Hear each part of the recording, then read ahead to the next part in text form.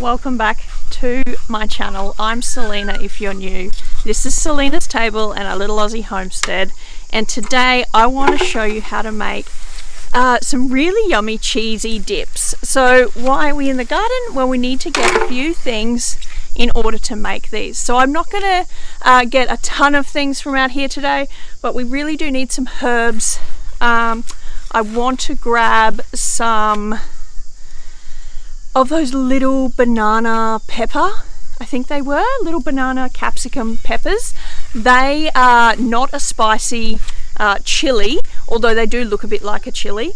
And I have a really great idea to use those if I've got enough. I haven't been out in the garden for a few days since Christmas, and let me tell you, we've had some growth.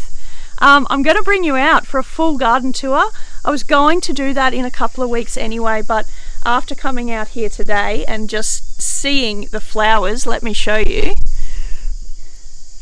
So I don't know how deep you can see the flowers here, but even all the way back over there, we've got zinnias going crazy.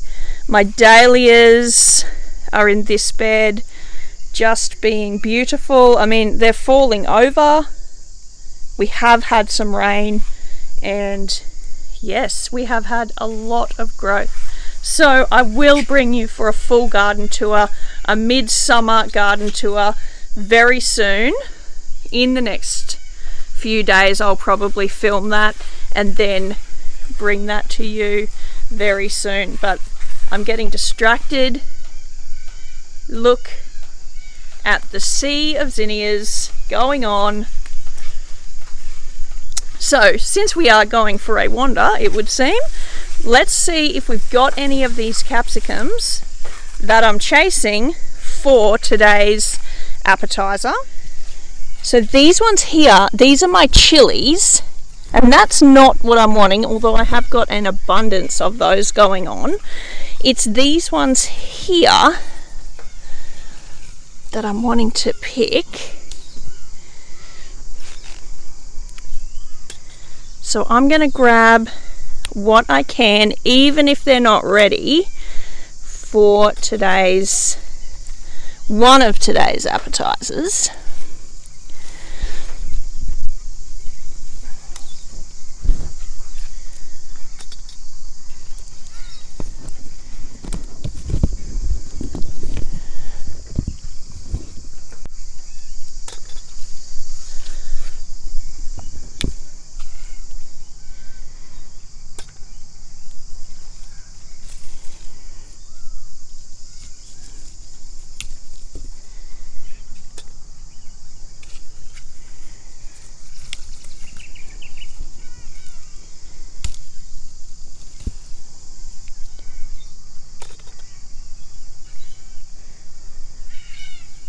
Oh, there's some big ones over here. That's perfect. That's the ideal size, but because I don't have a ton ready, I'm going to use them young as well.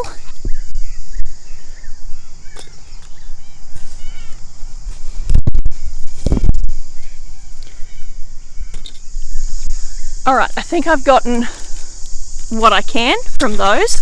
We're also going to need some carrots, so let me think which ones I want to pick, and cucumbers if we've got any ready. As I said, I haven't been out here in a while, and you can see I've got cucumbers are rotting off. Something's eaten that.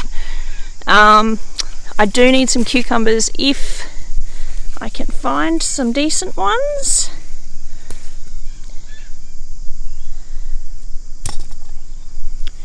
So I've got a few here. I'm going to pick these.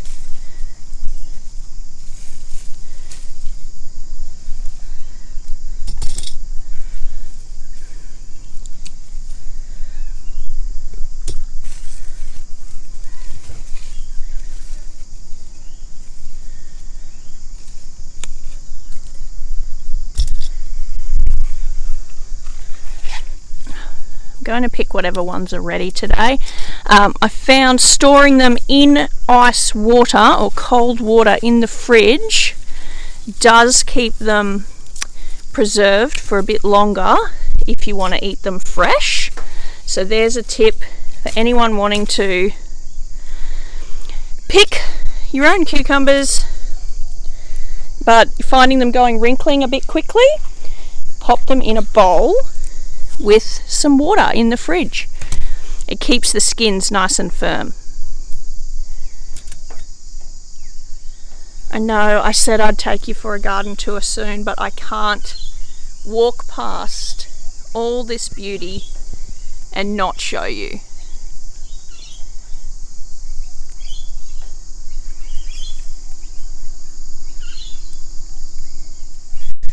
I've just picked these dahlias and aren't they stunning?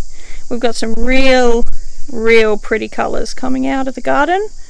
So I'm going to pop them in, even though I didn't need to get flowers.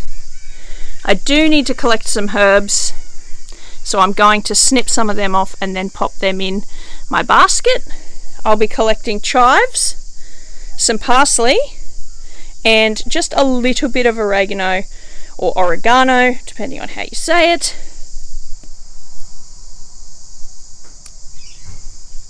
And I didn't bring my tripod outside, so it's quite difficult to film and hold the camera at once.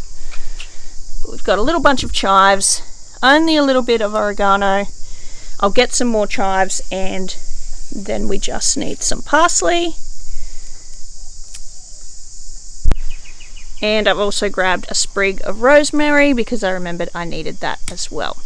I will have a quick look in my carrot bed. The oldest carrots that I currently have is this bed over here. So we're going to grab a couple of carrots as well. Okay.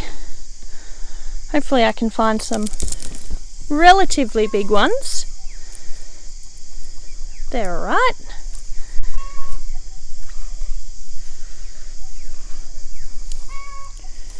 My chickens are quacking away over there, or clucking, I guess.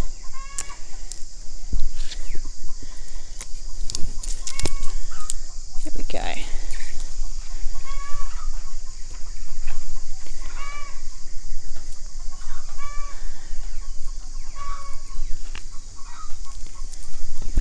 That is probably enough carrots for me today. That is a decent little mini harvest right there already. Look at that. And we still have plenty to go here, and I do have carrots down there as well. So let's take these inside as well as our little basket and we'll get into today's cooking. Alright, so I've given everything a good wash. In case you're new to my channel, my garden is an organic garden. I don't use any sprays or anything like that out there. So we do get bug damage.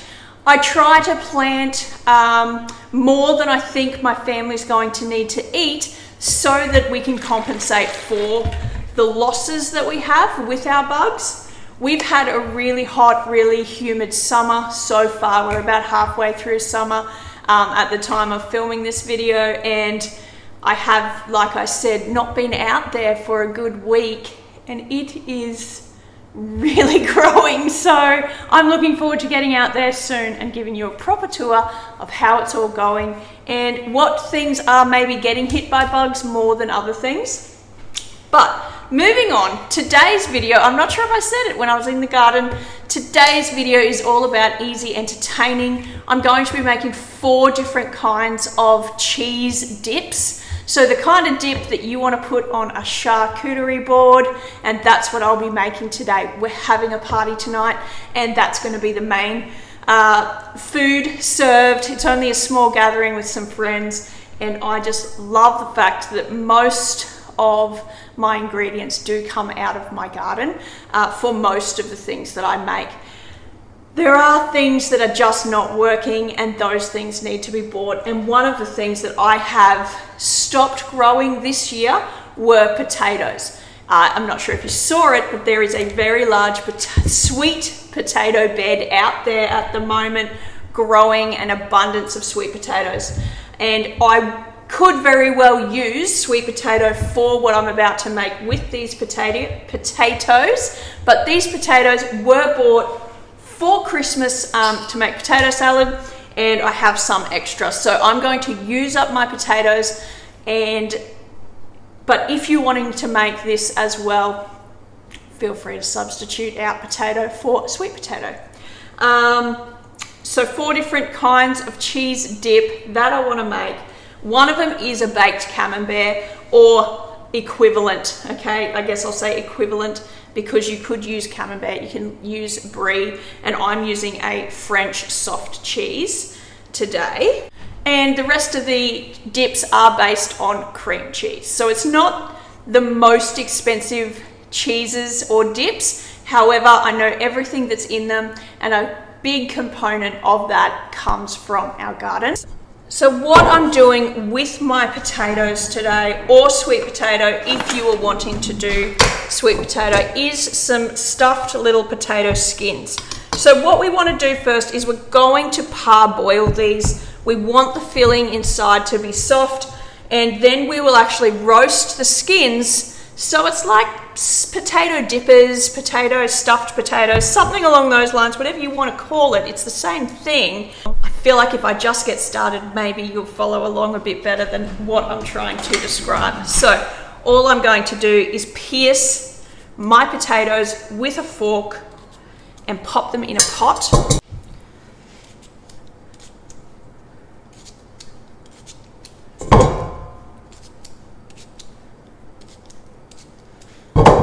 And we're going to boil these until they're tender, but not overcooked. You can also do this part in the microwave if you would prefer. And if you're going to do it in the microwave, pop them in a bowl with a bit of water, tightly wrapped in Glad wrap, and you want to cook them in the microwave for about 15 minutes until they are nice and soft. So I've got my potatoes in my pot, I've got water on top of them, and I'm just going to put a little bit of sea salt on that and get them going on the stove. When your potato or sweet potato skins are nice and soft but still holding together, don't overboil them, otherwise this recipe will not work. Even underdone is better than overdone when it comes to the boiling of the potato. What we're going to be doing is scooping out the flesh, and I'm going to be mixing that with a few ingredients. So in a bowl, I'm going to get those other things ready while we're waiting on the potato. I'm going to saute off some onion. I'm only going to use about half an onion. I'm also going to need a little bit of cream cheese, some grated cheese, and some bacon. So if you, I've got some bacon here that's already sauteed from yesterday. I used it for something else. So I've got a little bit of bacon bits here pre-cooked. If you don't, just saute off a little bit of diced bacon with your onions, and that way you can have the onion and bacon cooked at the same time. So my bacon bits are pre-cooked. I'm going to pop them straight in the bowl, and I will dice my onion and pop it in a pan to cook that off. And I think this is my second last onion that I had kept stored and didn't end up chopping up and freezing. So I'm very sad to see the end of my homegrown onions. I'm not looking forward to buying them again because I really love the flavour of a homegrown onion. And this year coming, we will be planting out lots of onion seed in the hopes that we get a really great crop of onions. So this is just a cast iron pan. There's nothing in there. Now there's half an onion. I'll give that a drizzle with olive oil and then pop that on the stove as well.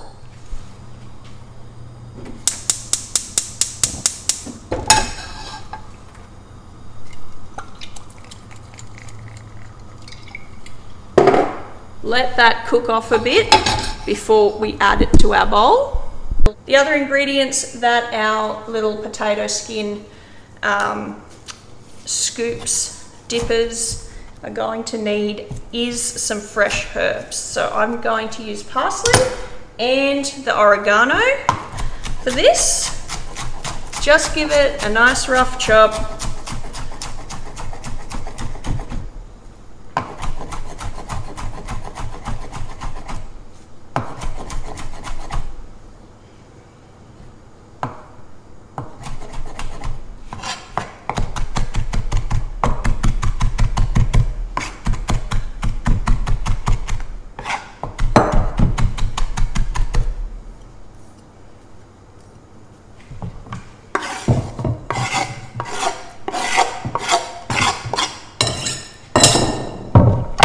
To that, we are adding about a third of a cup of, there was about a third of a cup of bacon bits. We're going to be adding about half a cup of grated cheese. This is just tasty cheese that I pre-grated yesterday, so that's ready to go straight in there. A pinch of salt and some cracked pepper.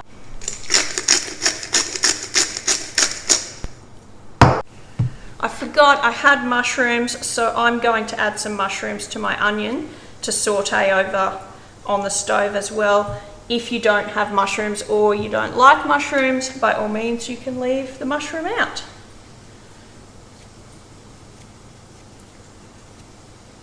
And I'm just peeling this mushroom. I don't know if you know, to peel a mushroom, you pull the stalk out and then you just peel away the layers. It's better than washing mushrooms.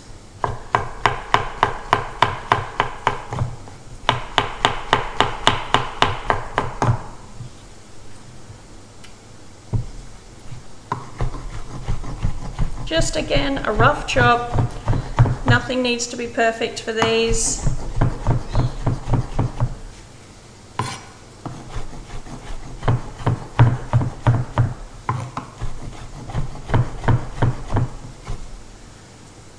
Straight into your pan with your onions. So while they are sizzling over there, I'm just going to open up a package of cream cheese and add some of that, not all of it, 2 to 3 tablespoons,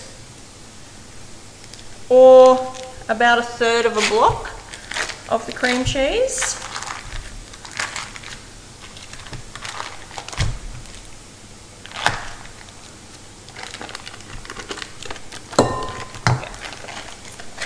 I'm going to need this for another recipe in a minute, so I'll just set that aside.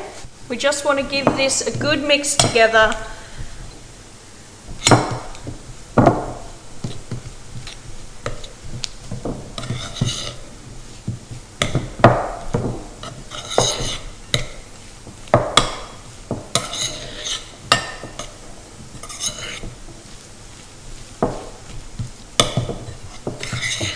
When we add the onions and the mushrooms to this, it's going to melt our cheese a little bit as well.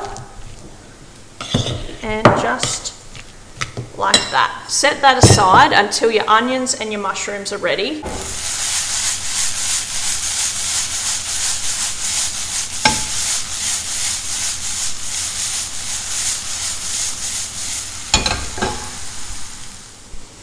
They smell incredible. If you don't love the smell of mushrooms and onions grilling together, I don't know what to tell you. That is just one of the most delicious smells in the world to me. So I'm going to get those just a little bit more colour. I don't want them to be underdone. Okay, these are going to get baked, but we want that raw onion flavour sort of cooked out. So that's all going, ready to go for our potato dippers. The next cheese dip we're going to make is a rolled cream cheese that has herbs on the outside. You may have seen these, especially if you're in Australia. I'm not sure about the rest of the world, but it is usually a circle, and it's just got like a herb crust on it, essentially, of cream cheese. Also, you can buy an apricot one, and I think I've seen a sweet chili one as well. Any of those flavors work beautifully. I'm making a herb one today simply because I have an abundance of herbs right now, and that is a fan favorite. It's the one everybody loves to eat. So in order to make our cream cheese rolled dip, we're going to need at least a full block of cream cheese. So what I'm going to use is what's left of this one, so 2/3 of a block, plus another block of cream cheese. I'm happy with my mushroom and onion over there, so I've just turned it off. I've left it on the stove. I haven't done anything else, just turned it off while we make this dip, and then we will pop that mixture back in with our potato mixture. So what I've got here is a block and 3/4. You could just use 2 blocks of cheese, okay? You can also do this with just 1 block of cheese. I'm making a decent sized loaf today. So for the rolled cream cheese dip, the one that we're going to roll in the herbs, you do need to sort of soften up your cheese a little. You can do that by just putting it in a bowl, giving it a bit of a beat with a spoon, and that will create a soft enough cheese for you, because we need to roll it in some baking paper. So get yourself some baking paper, and your cream cheese, you want to get that a little softer. Because the other recipes I'm making today with cream cheese will be whipped in my mixer, I'm going to soften mine in the mixer.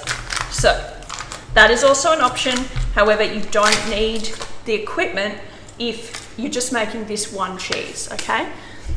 In my KitchenAid over here, I am simply going to put my 1 block and my 3/4 of a block in here with the beating attachment.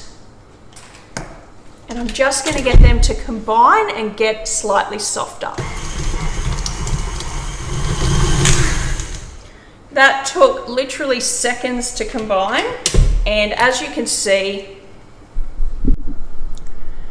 it's well combined and it's a little softer. It's rather creamy, but not like too soft. Okay, this rolled herbed cheese would have to be one of the most simple cheese dips that you could make. Okay, what I've got here is some chives that I picked and washed, and I'm just slicing them up.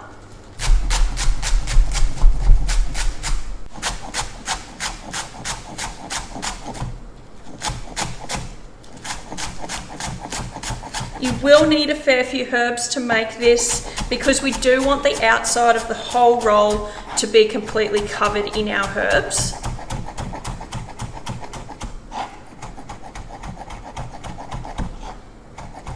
So I'm going to just combine my herbs in this bowl to begin with before I put them on the paper.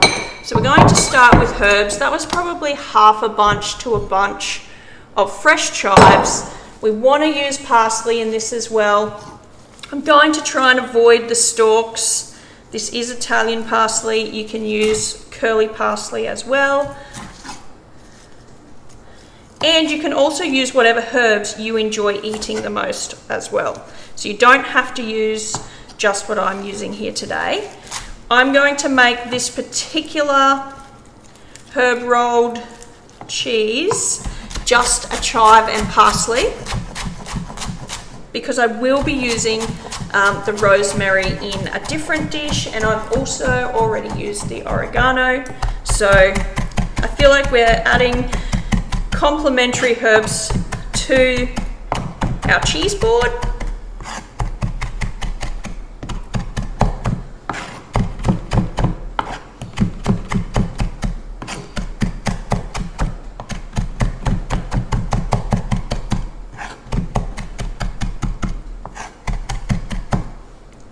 Just like that, straight in our bowl. I'm just going to give my herbs a mix. That's all I'm doing here.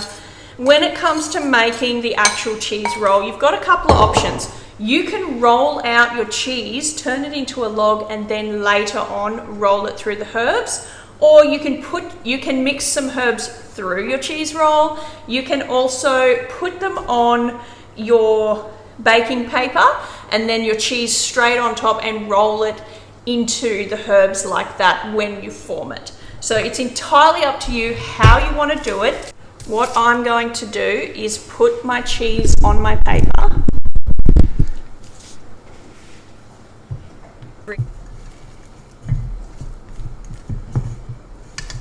If you find that your cream cheese is a bit hard, you may need to just leave it out of your fridge for half an hour or so before you go and beat it together. Okay, so what I'm going to do, put mine on the paper.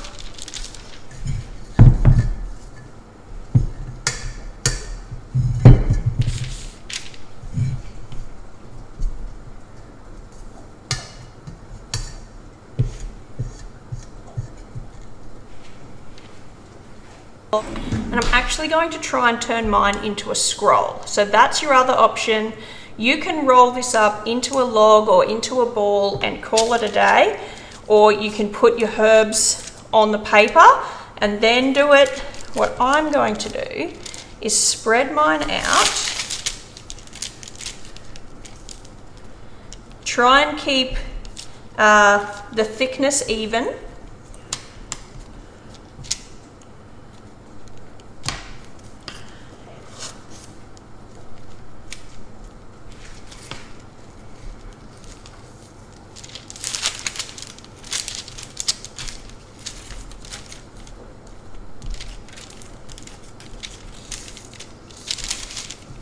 You don't want your cream cheese to be too thin because I'm going to put my herbs on this and then also roll it through.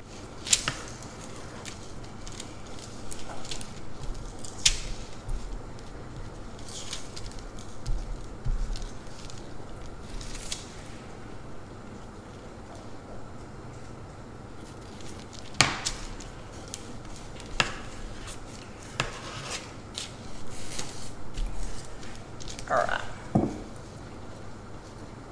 just like that. Because I'm going to make this one into a rolled sort of cheese ball today, or a scroll, I should say, I'm going to put a layer of my herbs. And again, you can do this with chili, you can do this with apricots, almonds, things like that. You don't have to be restricted to just using a herb mix. We want to just spread it out a bit, press it down gently.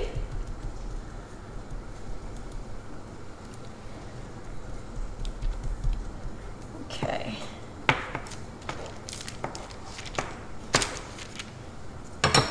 And then we're just going to roll it up on itself. Now you'll see I have left about an inch at the end here, and that is simply for rolling purposes.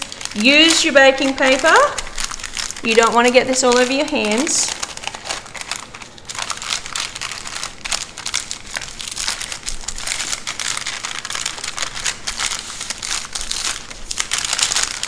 I'm using the paper to pull my roll forward, and then I'm just pulling the paper out as I go. Okay? Again, you don't have to do this as a scroll. You can just roll it up as one log or even as a ball and then just coat the outside. So it's entirely up to you how you want to do it. Once you are nice and firm, we're all the way around, what I'm going to do is roll this up. Okay, I'm not going to put my herbs on the outside yet. I want that to firm up a bit. So where I'm going to put this, so I'm going to pop this in the freezer, okay? Simply because I want it to be nice and firm before I try and unwrap it from its baking paper and pop it around or roll it through the rest of my herb mix, okay? So I've made mine into a log and it is scrolled. So that's going in the freezer. My potatoes are boiling. I'm going to check those. So my onions and mushrooms are done.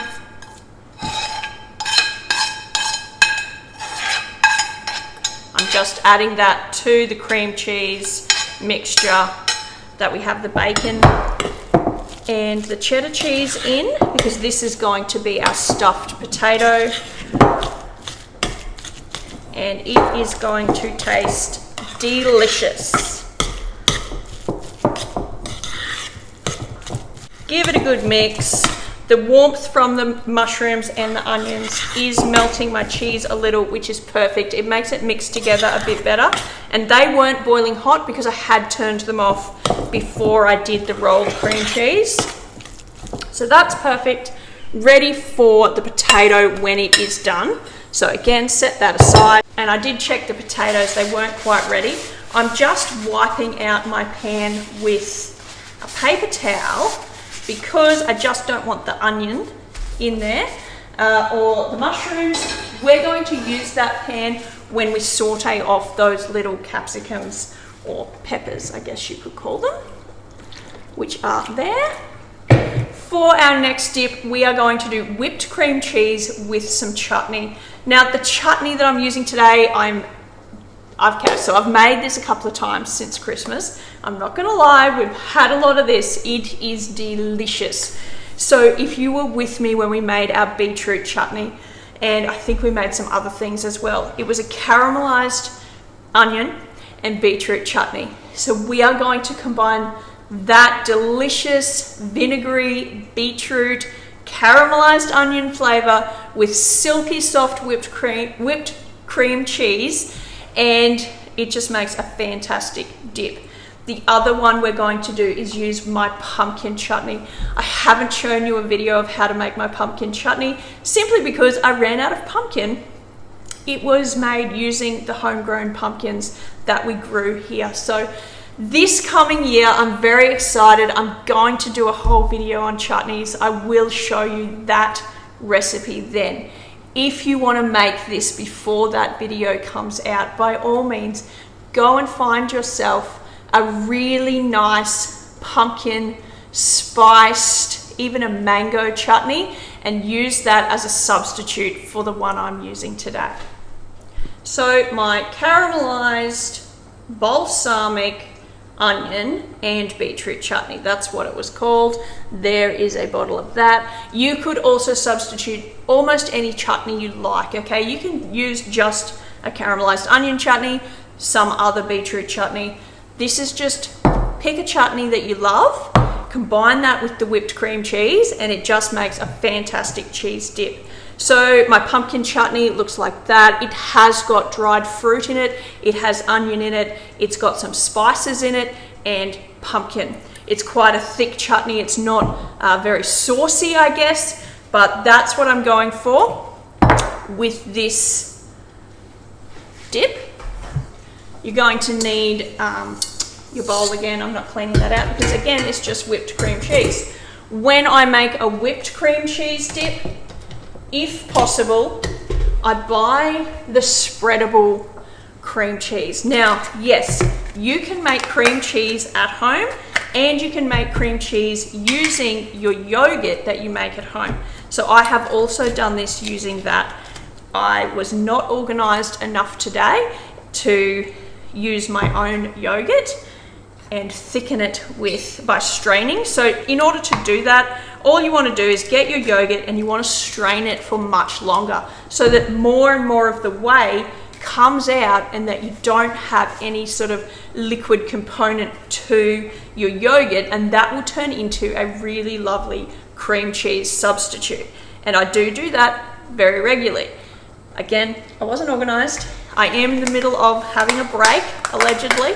This is my break over Christmas, so I am using bought cream cheese. I prefer to use the spreadable cream cheese when I'm whipping it, simply because it's a little thinner than the block cream cheese. When I'm making the rolled cream cheese, which we just did with the herbs, I use the blocks because I want it to be firmer. So for this, I'm going to whip the cream cheese for both my chutneys at the same time. So I'm using 1 container of cream cheese, which is a 250 gram container per dip. So if you want to make 3 different types of chutney dip, by all means, grab another one. Okay. Just like we did before, we're just going to whip this in the KitchenAid. I have put the whisk attachment in here simply because I want it to be a little lighter and fluffier than when I was just mixing it for softening purposes.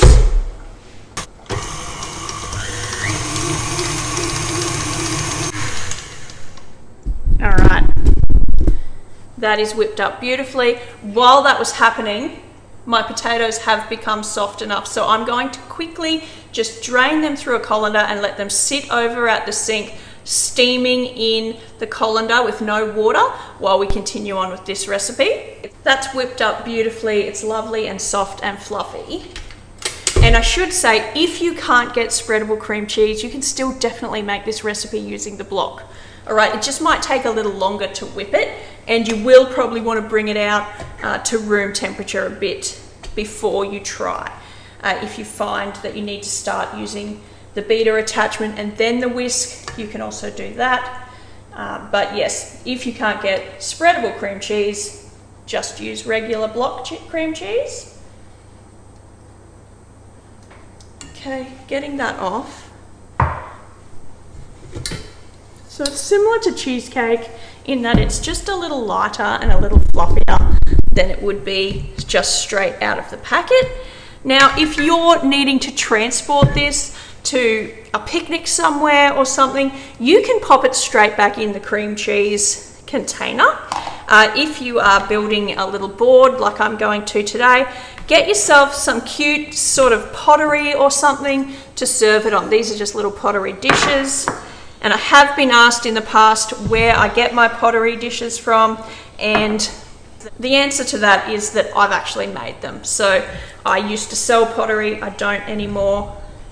So these are just what's left of my pottery, but you can definitely purchase some really beautiful pottery all over the world for this, or even, I mean, you could probably get creative and put it in some fancy cups and things like that. So what I've done is put my cream cheese into my little dishes, and because I'm making two, I'm just trying to evenly distribute that. Okay.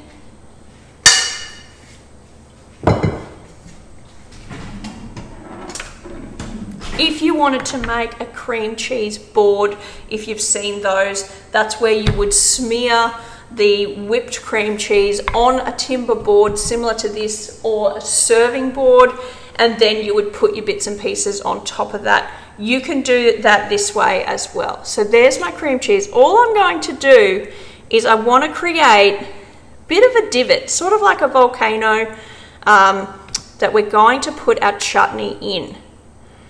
All right, and how rustic you make this look is entirely up to you.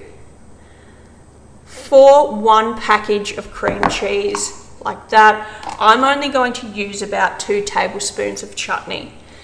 The other option you have, other than serving it this way, is you can just put your chutney through the cream cheese in the mixer instead of having it look separated. Okay, so that's entirely up to you as well.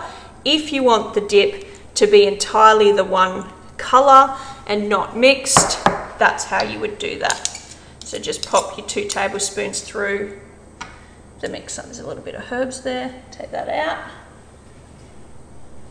Okay.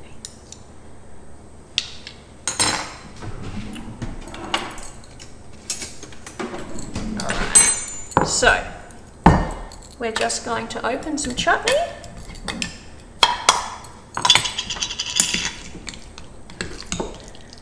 Give it a stir because it oxidizes just a little on the top. So you can see my pumpkin chutney is quite thick and scoopable like that. This is fantastic with chicken as well, or quiche. In fact, I eat it on quiche all the time. So you just want a mound of your chutney in the center like that, and I'll do the same with the beetroot.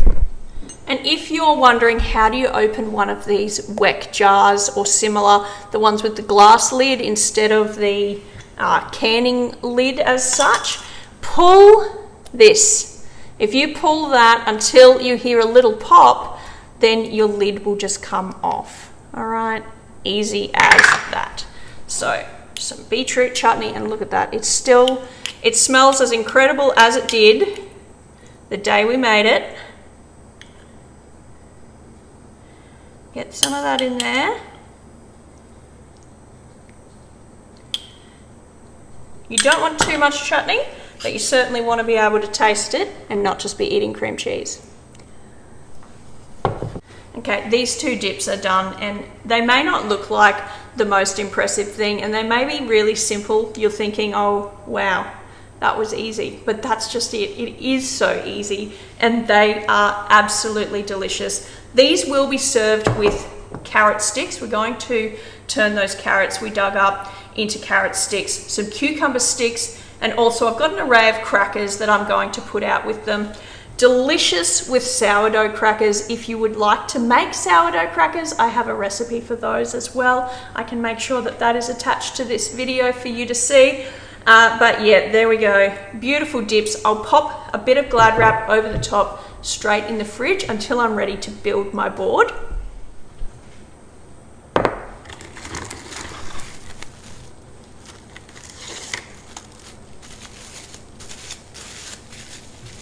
Straight in the fridge. I'm going to move on to my baked camembert cheese now. I'm going to let my potatoes, as you can see, they're just sitting there. I'm going to let them cool a little longer because I do need to handle those. When it comes to making a baked camembert or something of that nature, you need to serve it as close as baking as possible. So I'm not going to bake this one for the camera this morning because I am putting this together this morning, but I will make sure I do include a quick little video either at the end or inserted here somewhere of what it looked like when it was baked. What you'll need is some way to bake it, so some kind of container to bake it in that you're going to serve it in. And one thing you can do that with is the bamboo container that they sometimes come in depending on the cheese you bought. Today I'm actually using, not camembert, French Lavelle cheese. I just found that at Aldi. So it's similar to a camembert, so I'm going to use that one today. And I'm going to bake it in a little pottery dish or bowl as well that is heat safe. This isn't baked at a super high temperature, so you don't need to stress. You can also do it on a baking tray with some baking paper and then just serve it sort of on the baking paper if you prefer. I'm going to prepare my cheese now and then bake it this evening just before serving. So what you want to do is get yourself a soft cheese similar to a camembert. I liked this one because it was an oval shape, and I thought that was very fancy and cool. You will need a knife. We're going to score the top of our cheese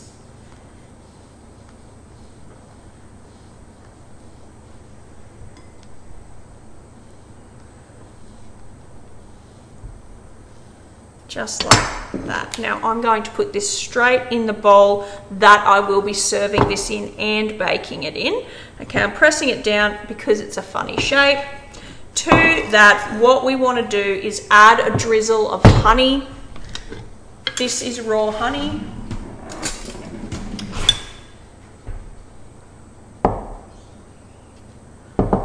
Straight on top.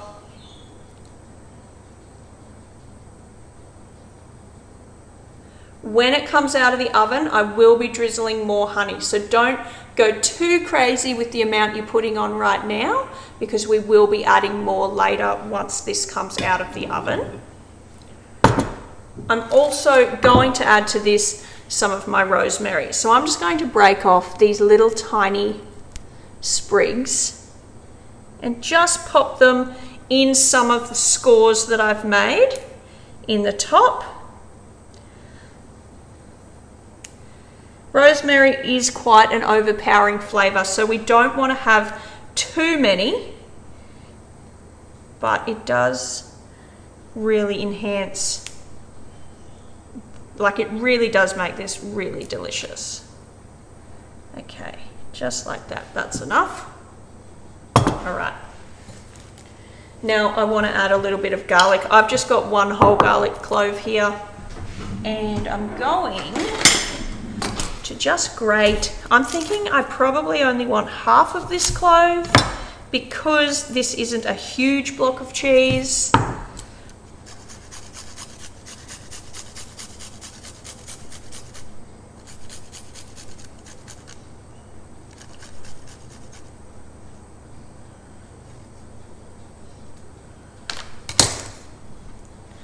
just like that. When this cheese comes out of the oven, I'm going to be sprinkling it with some toasted walnuts. So I'm going to toast my walnuts now, and I'm going to do a decent amount. So I've probably got about 2/3 of a cup here of walnuts. I'm giving them a gentle chop. They were already half kernels, not too fine, but we also want these to be able to be picked up when we dip into our melty camembert block or Lamelle cheese here. So straight into that cast iron pan that we had earlier, turn that on, pop these in. Don't walk away from your nuts. You do need to keep those moving in the pan. I'm not adding oil or anything like that because nuts naturally have oil in them. So even though I'm not baking my cheese right now, I am getting all the other components ready to go, because this evening, once that cheese is going straight into the oven, pull it out, the nuts will go on top and it will be ready to serve. So just give your walnuts a nice gentle toss and a toast. When it comes to toasting nuts, I find the best way to know that they're ready is actually when you start to smell them. It'll happen very quickly between smelling the nut and burning the nut, all right? So once you start to smell them, take them off the heat. That's when they will be toasted perfectly. If you leave them and wait till you see color, you may end up having some burnt nuts. I wouldn't use nuts that are overly toasted or burnt on this dish, because camembert is such a mild cheese. We don't want to overpower it at all. Walnuts are ready, toasted, delicious. I just had one. So they are ready to go as soon as that cheese is baked. So that's ready to go in the fridge until this evening as well. With the potato skins, dippers, what are we calling this? Help me out, help me come up with a name for this one. We can cut our potato, scoop it out, and then put our mixture back in, or we can bake the mixture as like a solid dip and use the potatoes as the dippers. And I was going to make these as sort of stuffed potato skins on the platter, and then I decided, no, you know what, I'm going to do this as one dip. So I've decided that all whilst filming today. With that baked camembert, you do want to cook that for about 5 to 10 minutes, depending on your oven temperature. And I'll probably be doing that at about 150 degrees Celsius. I will put that dish in there cold while the oven is cold, so I won't be preheating my oven at all. What I'm doing now is I have cut my pre-cooked potatoes. I am leaving a little flesh on my skins, and I'm just popping those on a lined baking tray. And the potato mixture is going straight into the dip. Oops. Try not to break them. If you break them, it's okay. Because we're not restuffing these, we're going to drizzle those with olive oil and give them a bake in the oven. And they'll be similar to like a chip sort of consistency, a little roast potato seasoned with some salt and pepper that we use to dip into this mixture here. This is also beautiful with breads, especially like a fresh sourdough or even just a fresh breadstick, and crackers are also really lovely with this dip. So the fact that we're not going to have enough potato for the amount of dip we've got, that is fine too, because we're going to have other things to be dipping.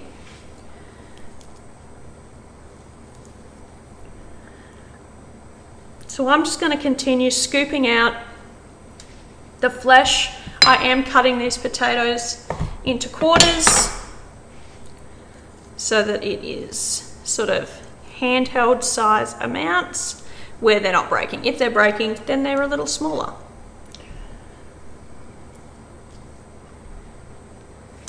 Now that I have all my potatoes scooped My dippers are ready to be baked. You can bake these now if you like, and then just reheat them this afternoon or this evening if you wanted to pre-make this in advance. And that's what I'm going to do. I'm going to bake them now, and then they'll go back in the oven this evening when I put my camembert cheese and this baked potato dip. So what we're going to do is give them a really generous drizzle, because I want this to be like fried, but not fried. So generous drizzle of olive oil. We want them swimming. This is an indulgent, delicious dish. We are not trying to cut calories on this one in any way. To that, a good, generous seasoning of salt and pepper. If you would like to add onion powder or garlic powder, by all means, you can do that. If you want to add some fresh herbs, you can do that. I'll be adding some fresh herbs at the end when I actually serve it, so I won't be adding those right now.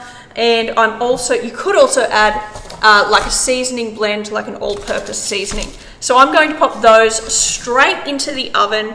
The oven is set at 200 degrees Celsius, which I'll make sure I write down below what that is in Fahrenheit. 200 degrees Celsius until they look crisp, chippy-like, and just delicious. We want them to be a bit crunchy, okay? But remember, I'm going to reheat these, so it's okay if they're slightly underdone because I'm not serving them yet. If you're doing this and then serving them straight away, make sure they are the perfect amount of crispness before you serve them. So straight into the oven. I want those sizzling away. We're going to mix up our dip, which is really just the addition of the potatoes. I have added a tablespoon of butter as well.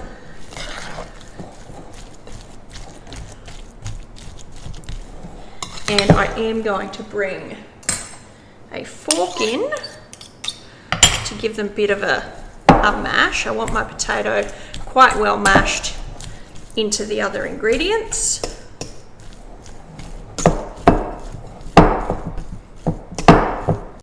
I'm going to bake this particular dip in a little pottery dish here. This one is oven safe. I'm just going to give it a drizzle with olive oil.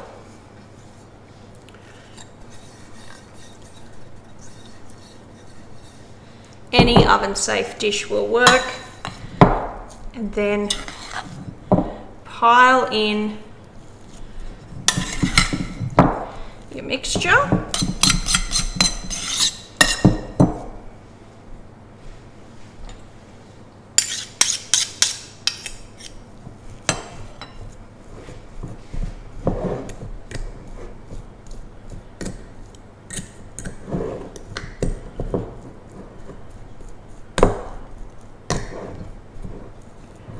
Okay, I'm going to give that a good drizzle with olive oil as well, because I want this to bake up and have a really beautiful crust on the top. So my potato skin dippers are in the oven doing their thing. I have my potato dip and I have my camembert cheese dip ready to be baked this evening. I'm now going to get started on setting up my cheese board, showing you how to sort of put together a charcuterie board or a cheese board, something like that, sort of on the fly, just how to make it look pretty.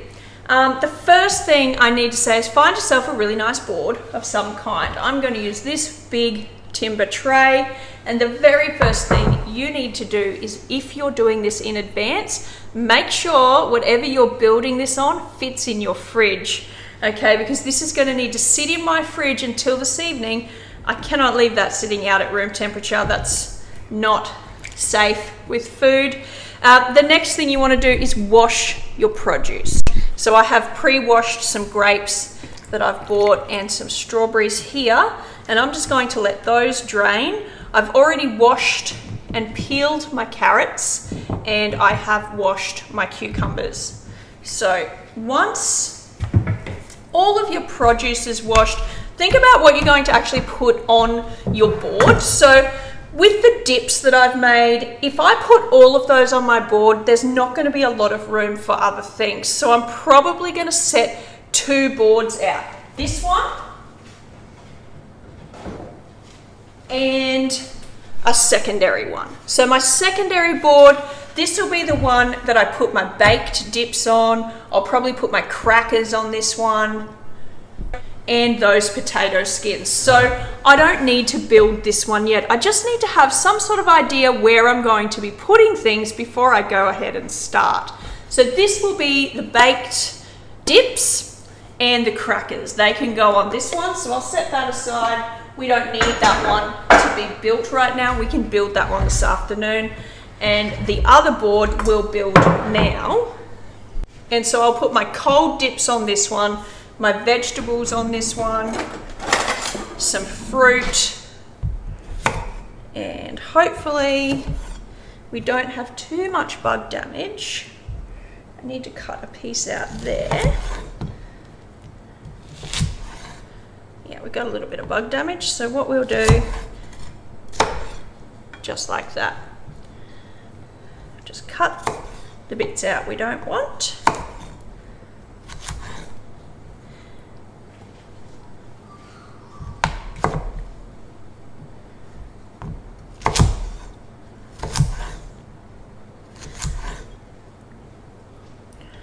So I'm just going to cluster different foods together on my board, and I'll just start building this and see how we end up.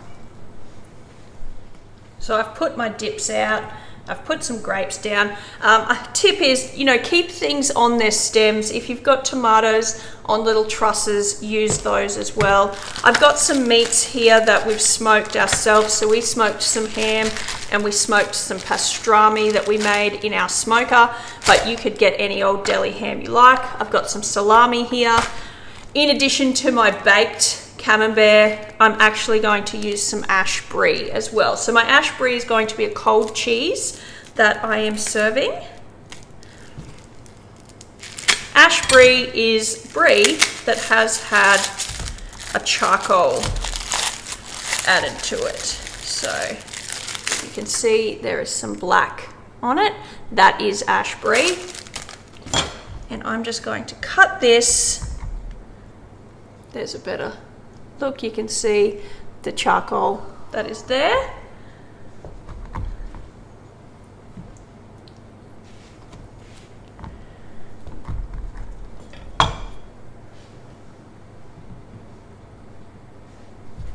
I've got some olives here. These are just whole Sicilian olives.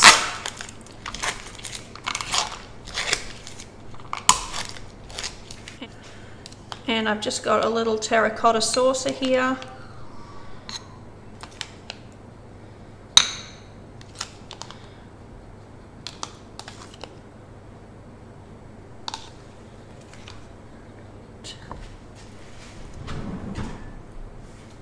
Another thing you can do when you're building your own sort of cheese board is you can add some height by either adding like a glass and putting tall crackers and things in it like breadsticks, or even just adding a small cup like this one upside down, and then you just add some height to your dish, because we can put things around the base here that will fill in the gaps. My carrots that we just dug out of the garden, I'm cutting into quarters or even thinner. I have left a little bit of the greenery on simply because it looks cute. Okay, anything that is nice to dip into dips is what you want to use on your platter.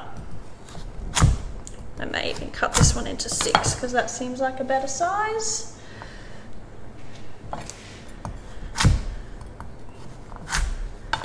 And you just build along as you go.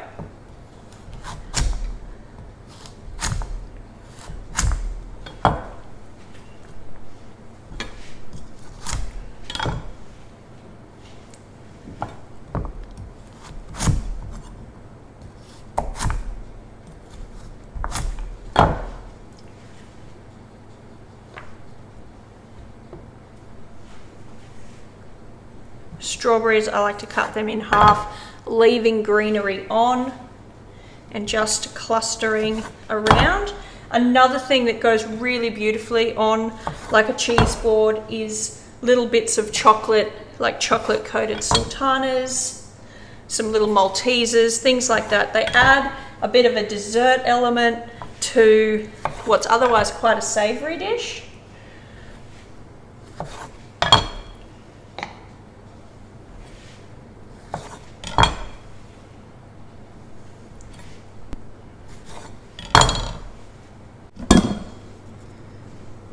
Dried fruit is also really nice, and I will be adding some of my dried pears. I've got some aged cheddar here that I've just sliced, and I'm popping that on.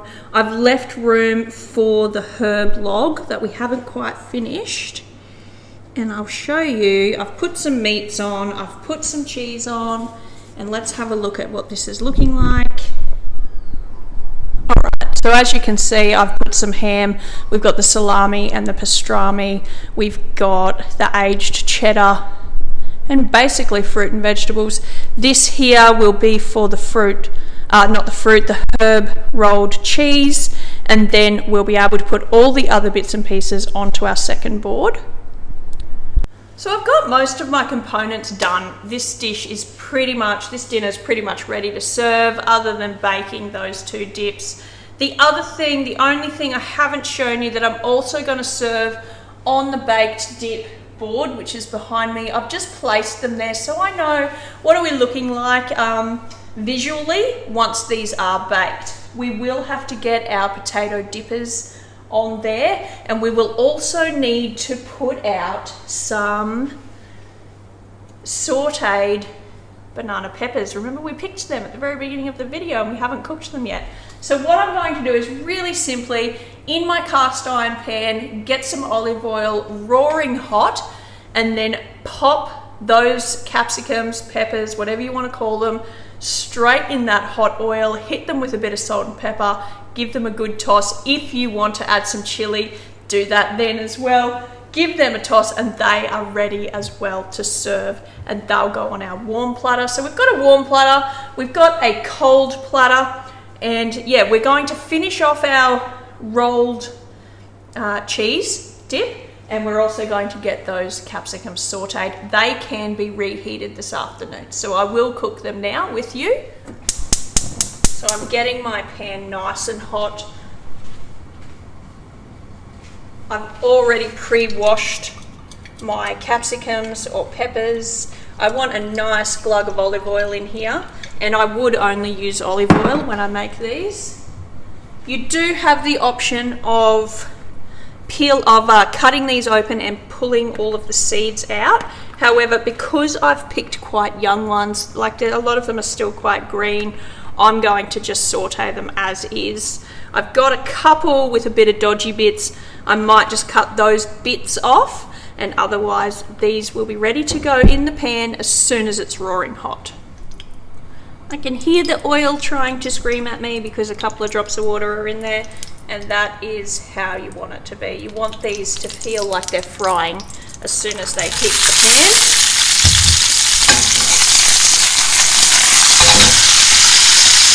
Salt, pepper.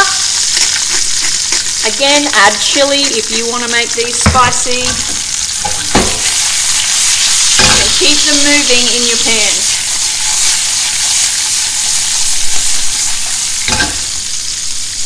Once they start to blister, that's when they're done.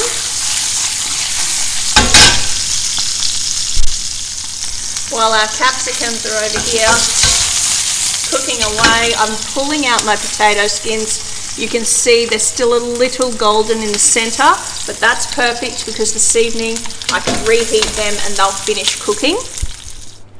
Other than popping our crackers on the plate and heating up those dips, we are pretty much ready to go. I just want to roll that rolled herb rolled cheese dip, and then we're good. Being in the freezer, it's not by any means hard, but it's firmer than it was when we started. So what we want to do, I'm just going to move my platter over that way a little. If you can roll it off the paper, that means we are ready to go. Okay, just like that. Okay, and the simplest, easiest way to do the herb coating, these are the herbs we had earlier, put them where the cheese was on the paper, really thick, just like that, and then roll your cheese log back over your herbs. Just like that. And the same on this side. You could even do this with peppercorns and things like that if you really wanted to.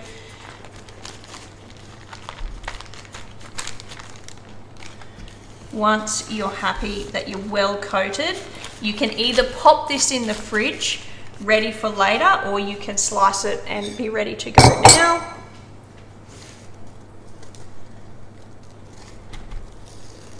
Okay, now you can't see as well because I sliced it, but you've got some herbs in the middle, and we'll just put that on our board.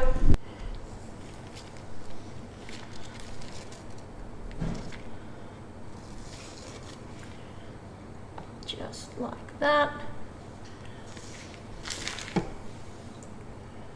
If you have gaps on your board, you can fill those with crackers.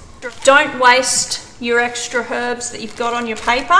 Keep that for either making another one, or it'll work great to add that to garlic butter for like garlic bread and things like that.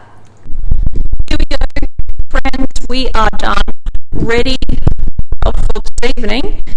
So there's our charcuterie board with our homemade dips. This one here has our crackers and our warm components ready to be heated up and ready to be served.